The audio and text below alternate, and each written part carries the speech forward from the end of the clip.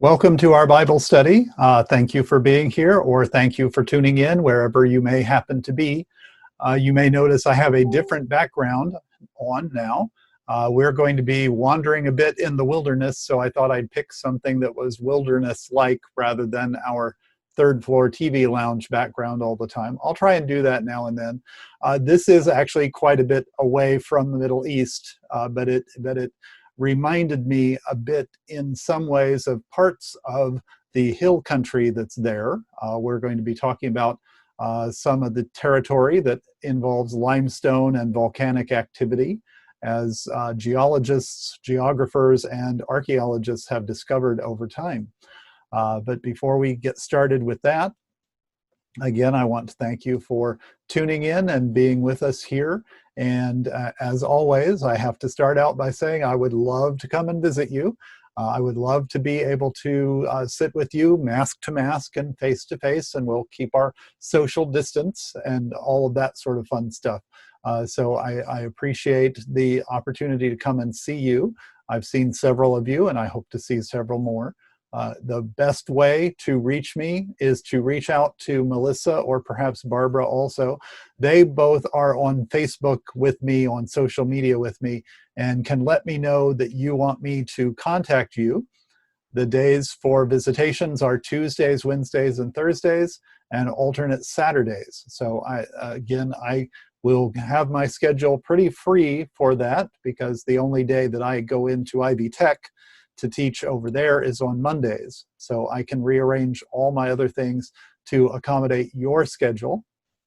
That being said, the afternoon is actually better for me than the morning, because as many of you know, I've been trying to get physically fit and do all sorts of fun stuff in terms of getting better and getting healthier and losing weight. And I mostly work out in the mornings. So it's easier for me to visit in the afternoons. But I can always adjust that. I can always rearrange that if necessary, especially since the afternoons now that we're getting into the fall season, and I'm sort of looking out the window over here at the leaves that are changing in our sort of wonderful fall festive coloration that we get here in Indiana. The upstairs where I usually do my exercising doesn't heat up the way it does in the summer. So I don't have to keep myself in the cool morning for that. But I would love to come and visit you. So just let me know. And if you get their phone number and try to give me a telephone call, I'll try to call you back. Again, my telephone is sometimes acting up a bit. See, it's even invisible here. Here we go. There, yeah, it's a stealth phone. It sort of disappears on you like that. But sometimes my voicemails disappear. So I just want you to be certain, if you're trying to get in touch with me, multiple ways, and social media is usually best. I don't tend to lose the messages that I get through the messenger service as much as I do my voicemail. So I apologize for that, but that's what technology is leaving me with. Once upon a time, I used to have a landline. How many of you remember that? And I used to have an answering machine that had a cassette tape. And every now and then, because I had a really old answering machine, it would eat the tape. And that always sounded like an excuse, but the truth is it really did eat the tape. And I think I went through 3 or 4 tapes before I decided this isn't going to work. And then I found out that people lived without answering machines once upon a time. And how many of you remember that too? I know a couple of you who have come to our Bible study before remember party lines. And that's a thing as well. Now we can sort of do that with Zoom and other things. We've sort of gone full circle, where it used to all be separate. Now we're sort of getting back into group chats and other kinds of things like that, which has been quite a lot of fun in different ways. As some of you may know, in my teaching at Ivy Tech, I have had a couple of different celebrities do videos for me. For my students. So I'm going to attach one of those to the end of today's video as well. I know I've done the celebrity video from Jamie Farr from MASH that he did specifically for Belle Trace. But I'm going to share a couple of others over the course of the next few weeks that I've gotten from people who have been part of other TV shows that I got for my students, but I thought you might find them fun and might be interested in seeing them as well. So today, at the end of our video, I'm going to attach a little bit of a video that I did with William Shatner.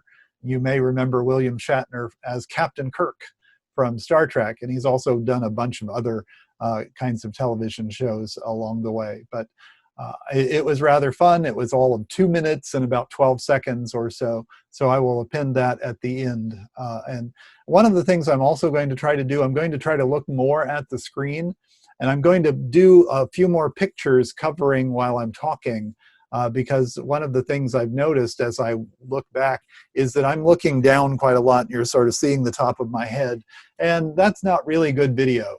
So I'm trying to look at the camera as much as possible. The thing is, the camera is actually up there, and when I'm looking at myself on the screen, I'm sort of looking here. And when you're looking at it, it looks like I'm looking down because I have to look up to look into the camera. So I don't know that there's a perfect solution for this. The book that I'm going to read, I have here now rather than on my lap. So we're going to try this, and I'm going to try it without my glasses as well, so we'll see how we do there. But we have been talking in the book of Genesis about Abraham. Abram is, again, I'm using the Schocken 5, see, it wants to disappear here. Let's see, can I get it to show up? It doesn't want to show up. There, oh, almost. 5 books of Moses, yes. It's like, again, Star Trek, it's trying to beam out. I don't know why it does this. 5 books of Moses. This is a relatively new translation, which I'm finding to be very interesting. But we ended our last round with Abram as he was returning from Egypt. And he was returning from Egypt. He had gone there because there was a famine. That will happen again and again. And in fact, that's how we get the entire population of Abraham's descendants in Egypt, and they become slaves there. But before then, there was back and forth trade and back and forth situations where they could go down and then return as travelers. They weren't sort of locked into not traveling the way we are right now with our COVID situation. But one of the things that we see as we are returning to the promised land, the land of Canaan, it's not yet Israel, we wouldn't call it that. Although one of the things we'll see in our reading today is that the text will sometimes say this place that's now called this place. Place names change over time depending upon the people who are living there and the politics of the situation. But Everett Fox, who is the one who did this translation, has this to say about the portion that we're going to be looking at today. It says, we return to the theme of the land. Not for the last time, Abram's nephew Lot is used as a foil. So he's a main character in this portion of the story. And when I say character, I don't mean to imply this is a fictional thing. When I read books on George Washington, Benjamin Franklin is quite the character in quite a number of the stories about him. That doesn't mean the stories are fictional or that the people are fictional. So don't take as an implication the words that I say that I'm thinking that. But the historicity of Abraham and Lot and others is something that continues to be debated. One of the things we'll see in the reading today is Abram and Lot part ways. And it says here again in the commentary, their parting shows how Lot makes a bad choice. The wicked and sinful areas of Sodom and Gomorrah, which Everett Fox translate as Sedom and Amorah, which are more precise to the Hebrew. While Abram settles in the land of Canaan, which had been promised to him.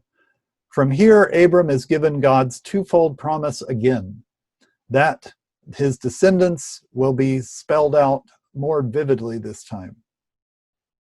The section is linked to the previous one by the repetition of the phrase, he and his wife and all that is his.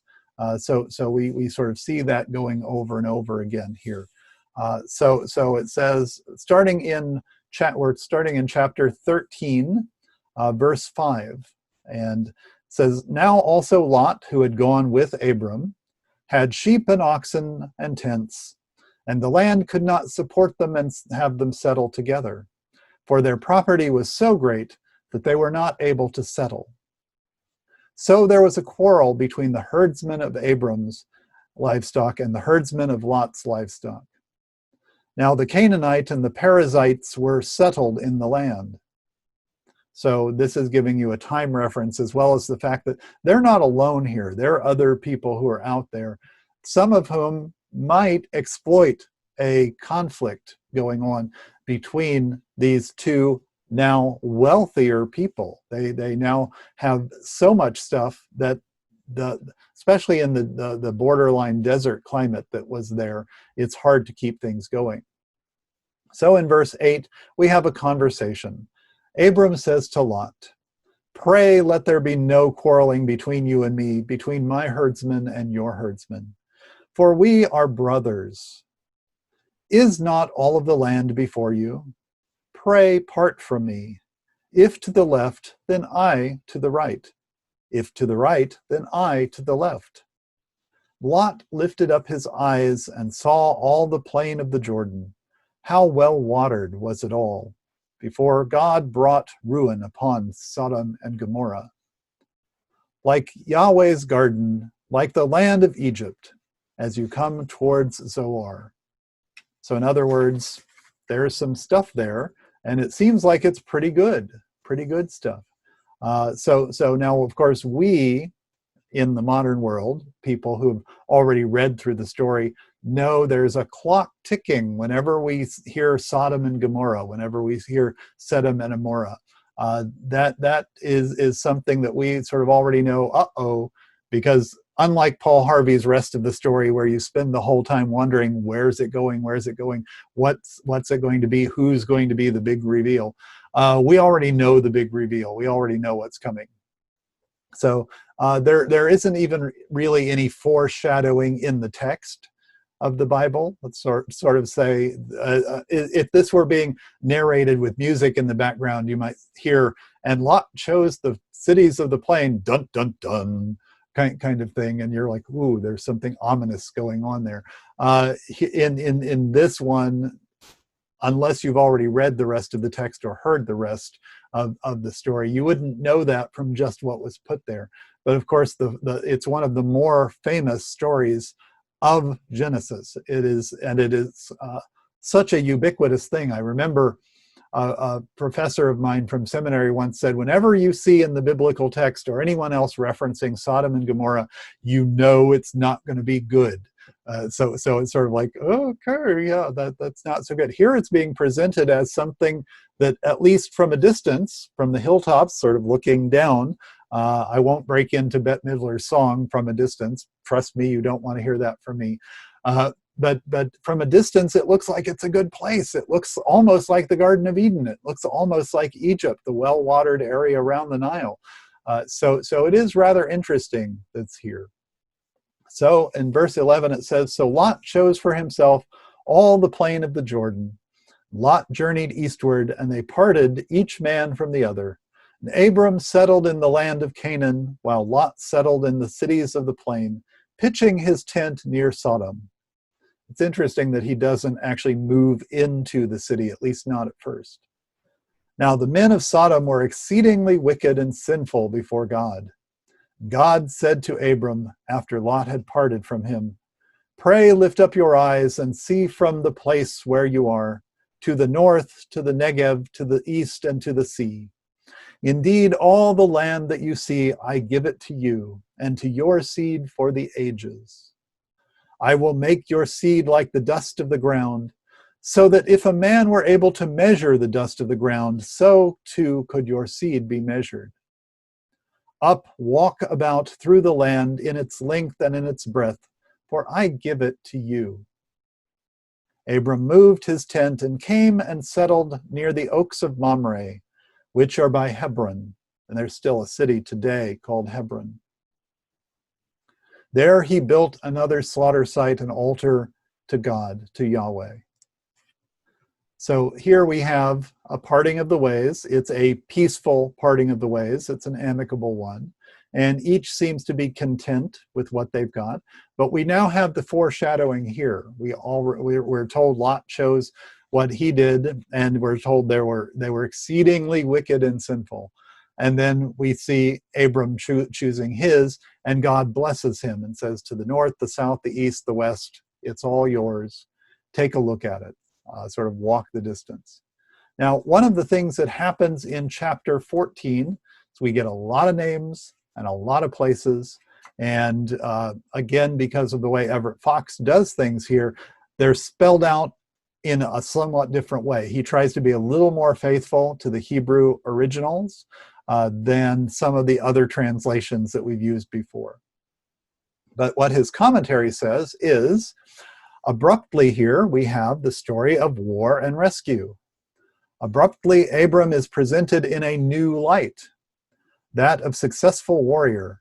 Consistent with his character as we will come to know it, he stands by his kinsman, acts intrepidly, and refuses the spoils of war. In other words, he's a real hero. Equally important, he is respected by foreigners, a theme that will return in both Genesis and later. Perhaps this very different story has been included here as part of an early section of the cycle in the onlet to establish Abram's status and stature. He is no longer merely a wanderer, but well on the road to becoming a powerful but local figure.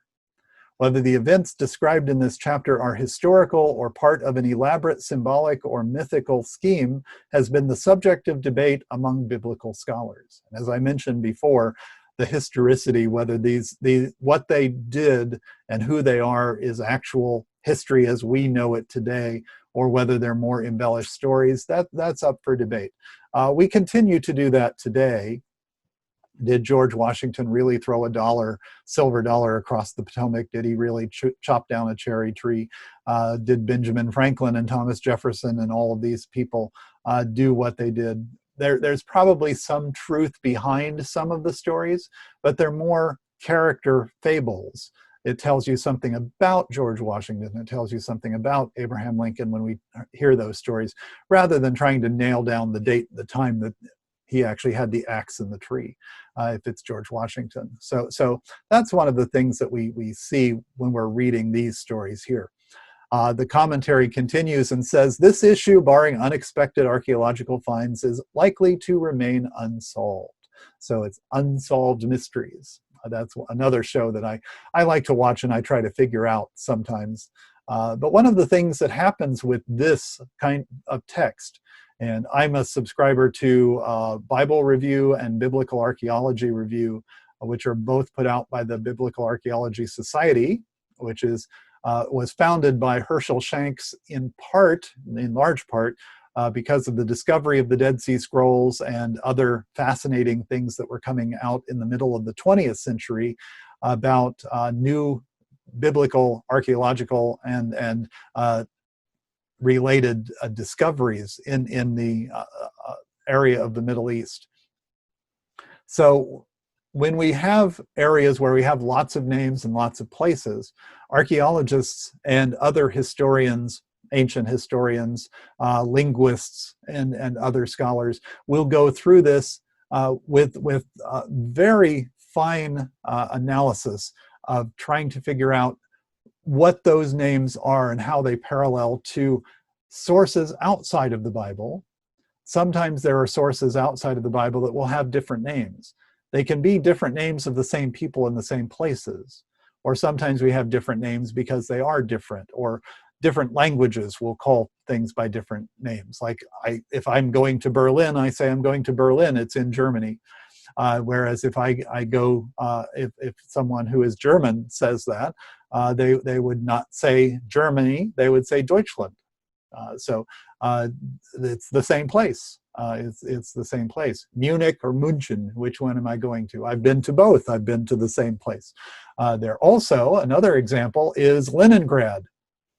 I've never been to St. Petersburg except the one in Florida, but I have been to Leningrad. And Leningrad is no more because it's now called St. Petersburg again, which it was before it was called Leningrad. So things change along the way too. I've been to Foggy Bottom, which is once upon a time that there was no Washington, D.C. there. But Foggy Bottom was still Foggy Bottom. It's still called Foggy Bottom in part, not the whole area. Although the whole area, you know, I'm not going to get into politics yet. So what we have here, again, the commentary. The story is constructed around a geographical framework using the formula that is now to identify older sites for the contemporary audience. So in other words, one of the things it's doing is it's calling that city that's now called this city. So once again, we're sort of seeing the changes. And we have a place called Salem, Shalim, which is here. Think about that word for a minute. We have a Salem in Indiana. There's a Salem in a lot of states. It's a biblical name. We have Jerusalem, but SLM and the S can be an S or an SH in Hebrew and in Arabic and in many Semitic languages. And of course, Salem, Salam, Shalom, it's all the same word in many ways. I mean, they're all derivative of the same consonantal structure that we have there. So in many ways, it's a city of peace. It's a place of peace. Salam, Shalom, can be a greeting, can be a sort of a bidding farewell kind of thing. So we see this here, and this will come up in this story. It says, now in the days of, and I'll mispronounce a couple of things along the way. I'm going to do my very best to pronounce it the way that Everett Fox has done here, but there's some here that, quite frankly, may get away from me. So we have, now it was in the days of Amraphel, king of Shinar, Arioch, king of Elasar, Kedorlaomer, king of Elaine, and Tidal, king of Goyim. They prepared for battle against Bera, king of Sedom, Birsha, king of Gomorrah, Shinav, king of Admah, Shemever, king of Sephoim, and the king of Bela, that is now Zoar. So in other words, we've got several kings lined up against each other. Back then, most kings in this area were kings of a city and a region around the city. We now think of kingdoms usually as much larger than that. All these joined together in the valley of Siddim, limestone. That is now the Sea of Salt, in other words, the Dead Sea. So we of course, here in Bloomington, we think of limestone as something that is local, but limestone is something that it can be found in many parts of the world. And one of the things that made cities like Sodom and Gomorrah able to be cities and wealthy is they had resources like this kind of manufacture. So we can sort of think of that. And they were calling it the Sea of Salt rather than the Dead Sea back then. And that will become, again, foreshadowing for those of us who know the rest of the story. What happens when Lot leaves? Yes, stay tuned, as they say. For 12 years, they had been under the subservience of Kedorlaomer, and in the 13th year, they had revolted. But then in the 14th year came Kedorlaomer and the kings who were with him. They struck the Rephaites in Asherot Kaniarim, the Zuzites in Ham, the Emetites in Shavah Kiryatyearim, that's a word, Katyatyearim, and the Horites in their hill country of Seir near El Palan, which is by the wilderness. Good to know. As they returned, they came to En Mishpat, Judgment Spring, that is now Kadesh. So again, it used to be called this, now it's called that. And struck all the territory of the Amalekites, and also the Amorites, who were settled in Hatzatzon Tamar. Then outmarched the kings of Sedom, the king of Gomorrah, the king of Admah, the king of Setzoim, and the king of Bela, that is now Zoar. They set their ranks against them in the war in the valley of Siddim, against Chedorlaomer, king of Elam, Tidal, king of Goyim, Amraphel, king of Shinar, and Arioch, king of Elasar, 4 kings against 5. Now the valley of Siddim is a pit after pit of bitumen. We heard that last used with Noah and the ark. Themselves therein, while those who remained fled into the hill country. Now they took all the property of Sodom and Gomorrah and all their food and went away. And they took Lot and his property, the son of Abram's brother, and went away, for he had settled in Sodom. One who escaped and came told Abram the Hebrew. Interesting, they describe him this way. He hasn't been described this way before. He was dwelling by the oaks of Mamre, the Amorite, brother of Eshcol and brother of Aner. They were Abram's covenantal allies. When Abram heard that his brother had been taken prisoner, he drew out his retainers, his houseborn slaves, 18 and 300, and went in pursuit as far as Dan. He split up his forces against them at night, he and his servants, and struck them and pursued them as far as Hovah, which is to the north of Damascus. But he returned all property, and he returned for his brother Lot and his property, and also the women and the other people. And the king of Sodom went out to meet him upon his return from the strike against Chedorlaomer, and against the kings who are with him, to the valley of Sheva. That is now the king's valley. So here we have an interesting structure. Abram is well enough respected and known to be a powerful figure. So someone goes to him and said, all of this battle over here is taking place. We could really use your help. Interesting that we have whole cities that are fighting against each other. And this, previously, we just thought he was a wandering guy, is powerful enough to make a difference. And he does. Now, this is also an interesting thing geographically because Damascus is way up north. If we're talking about where Sodom and Gomorrah were on the south side of the Sea of Salt, the Dead Sea, and where the Negev and the line with the Negev is in Israel today. So this was a huge thing. I mean, this was almost the entire length of the at least inhabited part, the majority inhabited part of Israel and the West Bank today. So this is quite significant, but it also is interesting the kinds of alliances that we're seeing. Some cities banded against others. Abram already had his own alliances. We're told he had alliances with the Amorites, who were also people who lived in the land at the time. Whether he had a general alliance with the Amorites or not, we're not sure. But he did with the specific ones, as we see in verse 13. It says he was dwelling by the oaks of Mamre, the Amorite, brother of Eshcol and brother of Aner. They were Abram's covenantal allies. Now, one of the things that happens next is a very interesting bit. And this sort of shows up a couple of times later in the Hebrew text and in the New Testament writings. There's a shadowy figure who's one of my favorite mysterious figures in the Torah.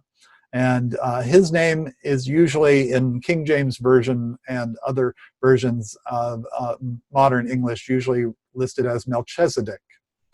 What we have here in Everett Fox's translation is Malkitzedek. And again, we're using the same consonants.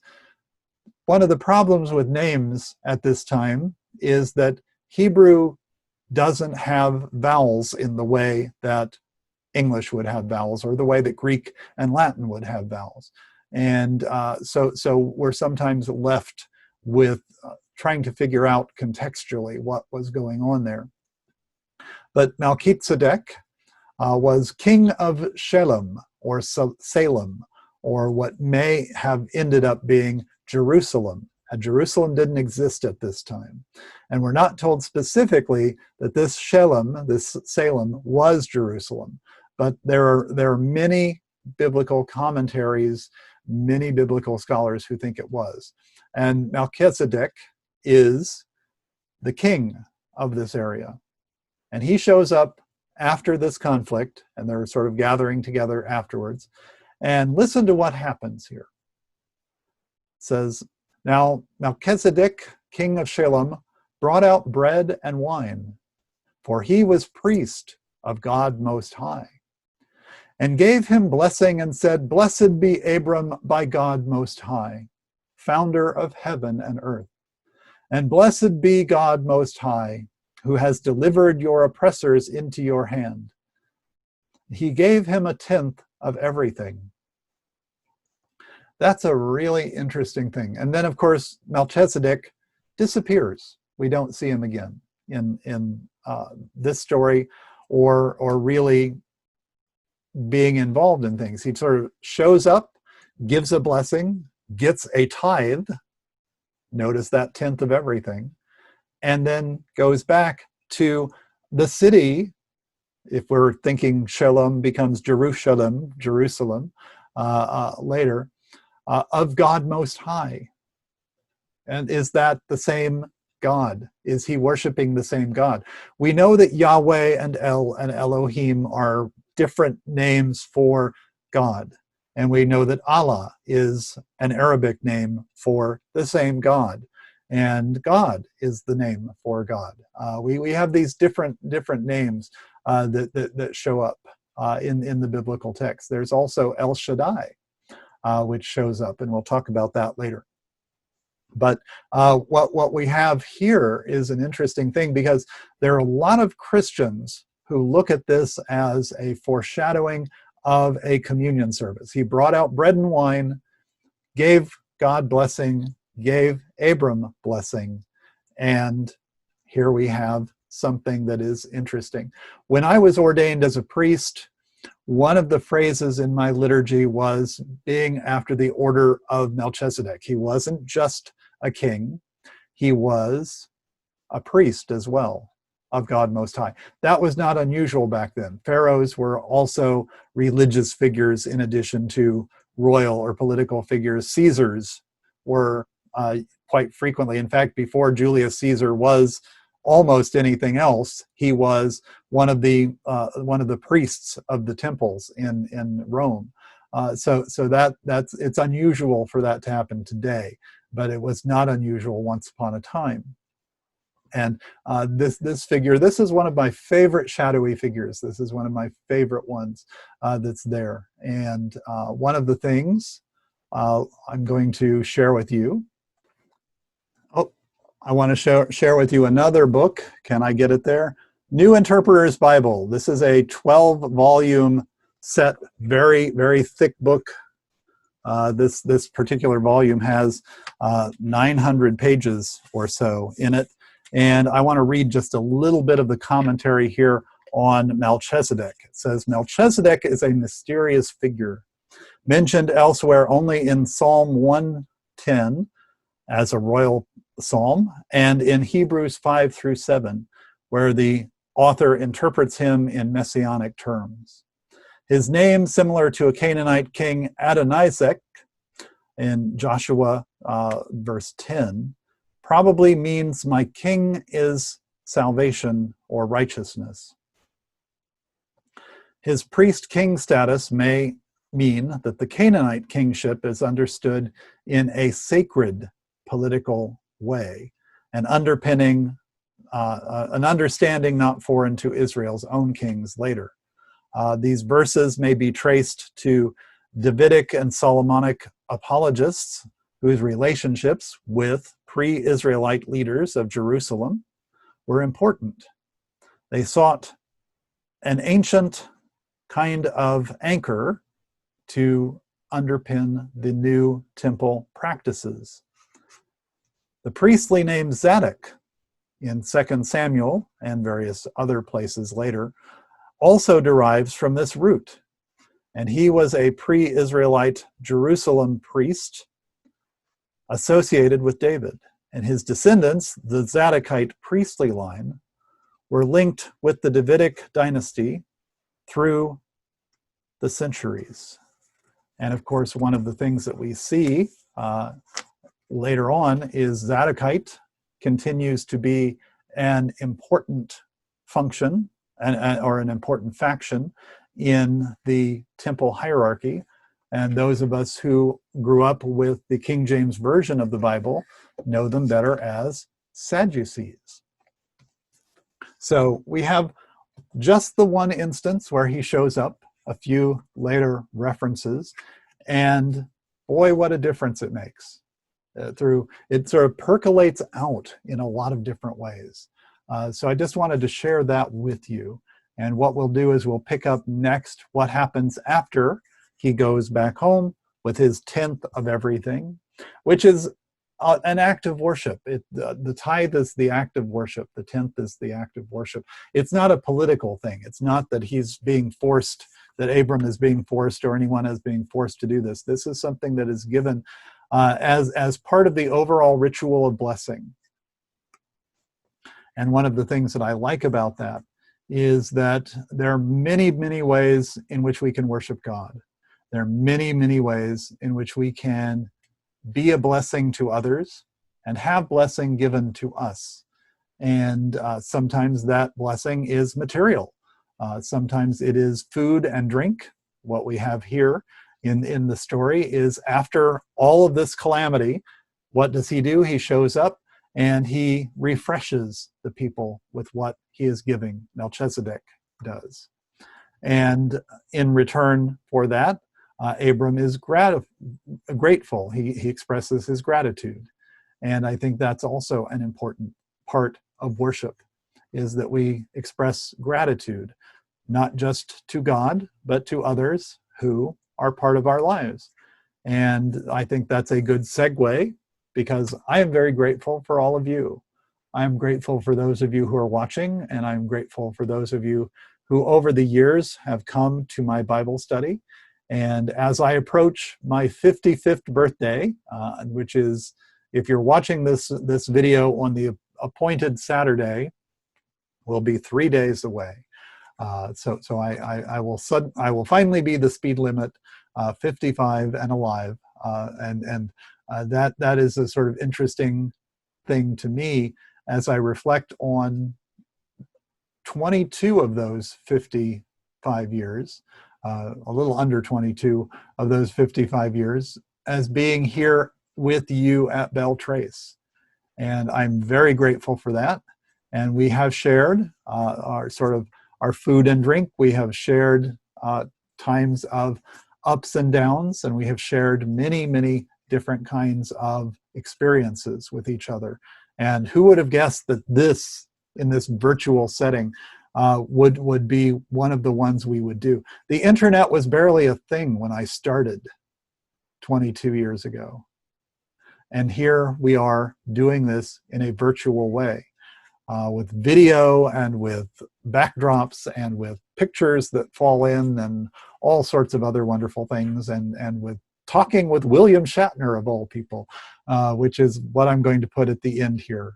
So again, thank you for being here. And remember, I would love to come and visit you. So please let us know if I can do that. Remember also, the video that I'm about to show is more geared towards my students rather than towards Beltrace. But I thought it was just too fun not to share. And I hope you appreciate it. It lasts the whole of 2 minutes.